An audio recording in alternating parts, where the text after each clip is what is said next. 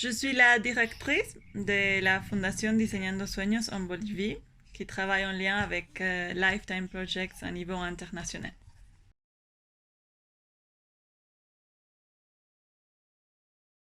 Je suis la cofondatrice aussi de Lifetime Projects avec Laetitia Craig. Et un bon jour, elle m'a appelée pour me proposer cette rêve qu'on a décidé de achever ensemble. Elle en France et moi en Bolivie. Cet appel, ça s'est passé les fin 2013, mais on a commencé vraiment les 2014 avec Lifetime International. Et depuis là, je suis toujours ici. Et ça veut dire sont presque 7 années. Et bon, il y a eu un temps où j'étais pas physiquement en Bolivie. C'est quand je fais les masters 2016-2018 en Suisse, mais j'étais toujours en train de superviser le travail de l'équipe aussi en Bolivie, aussi qui en contact avec la France. J'ai travaillé avec la France depuis la Suisse. On a fait des activités ensemble, aussi au télétravail. Et finalement, j'ai voyagé au Cameroun pour aider quand les projets étaient en train de commencer au Cameroun aussi.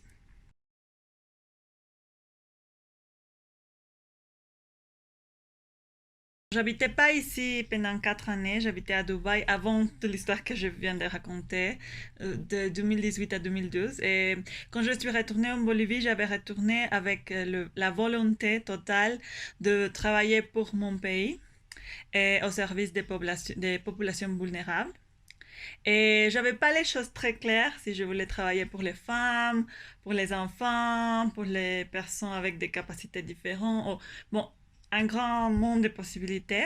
L'idée de Laetitia de travailler avec de volontaires bénévolat international qui pouvaient faire ces échanges interculturels entre France et Bolivie, mais travailler surtout des projets en Bolivie pour aider les populations vulnérables des enfants qui sont dans les centres d'accueil, mais a bien gagné les cœurs. Et alors c'était parfait. C'était finalement ce que je cherchais quand je suis retournée en Bolivie. Et c'est pour ça que je suis restée jusqu'à maintenant.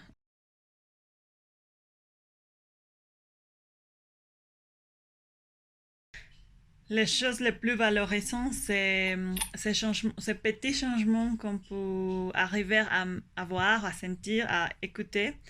Tant de bénéficiaires ici des projets, les enfants qui peuvent changer leur vie, par exemple, des bénéficiaires d'Impulse, de projet Impulse, par exemple, cette année, une d'elles va arriver à finir le lycée.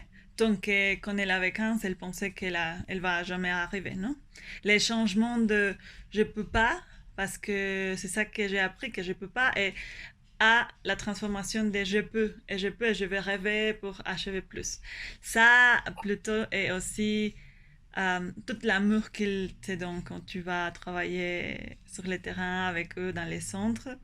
Ça, je l'échangerais pour rien. Quand j'étais en train de faire les masters, je disais, je, ça me manque beaucoup les contacts directs avec les bénéficiaires, les travaux qu'on fait.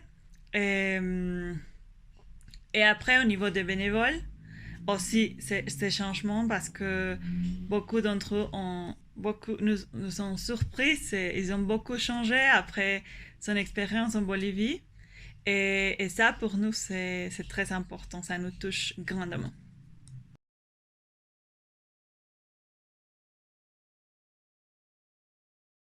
Quand j'étais à Strasbourg et je participais dans une assemblée générale et des autres choses qui sont mises en place pour notre arrivée, mais aussi pour les réunions en France, j'ai eu quelques pères et mères de jeunes qui ont venu, qui m'ont dit ah mais merci beaucoup, vous avez changé la vie de mon enfant et comme il est venu tout renouveler et tout ça.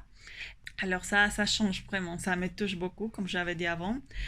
Et, et au niveau d'ici, je suis désolée, peut-être je répète, mais quand je vois les filles ou les garçons qui ont aidé changer leur manière de vie, ouvrir leur horizon à cause du bénévole, ouvrir leur manière de penser à cause des ateliers qu'on fait, et le voir avec plus de pouvoir, de volonté pour sortir de ces difficultés qu'elles ont vécues, qui sont très difficiles et que vraiment je les admire beaucoup.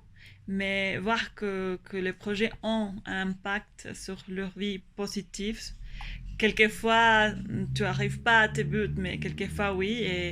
Et cette fois, c'est vraiment, quand je dirais, ça te donne la plénitude de dire ah c'est ça pourquoi je fais ce travail. Et alors les exemples sont ça.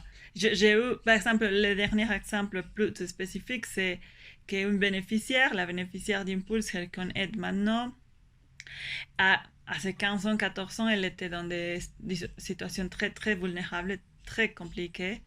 Et elle disait que jamais elle aurait terminé l'école. Et cet anniversaire qu'elle a eu en septembre, elle a eu un discours pour moi, trop touchant, où elle a dit merci à tous ceux qui m'ont aidé pour que maintenant je vais terminer l'école et je sais que je peux plus. Maintenant, je vais étudier, je vais terminer la formation qu'on fait avec elle de esthétique et coiffeur. Je vais terminer ça.